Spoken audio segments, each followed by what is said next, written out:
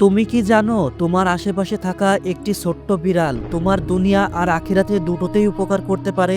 ইসলামে বিড়ালকে পরিষ্কার প্রাণী বলা হয়েছে। আমাদের প্রিয় নবী হযরত মুহাম্মদ সাল্লাল্লাহু আলাইহি ওয়াসাল্লাম বিড়ালকে ভালোবাসতেন। হাদিসে এসেছে বিড়াল ঘরের মধ্যে চলাফেরা করে, তাই তারা অপবিত্র নয়, অর্থাৎ বিড়াল ঘরে থাকা রহমতের বিষয়।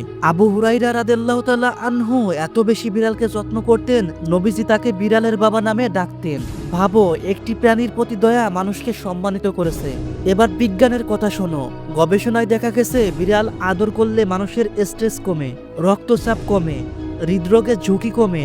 এমনকি বিড়াল ঘরে থাকলে ইঁদুর ও ক্ষতিকর প্রাণী দূরে থাকে, ফলে ঘর নিরাপদ থাকে।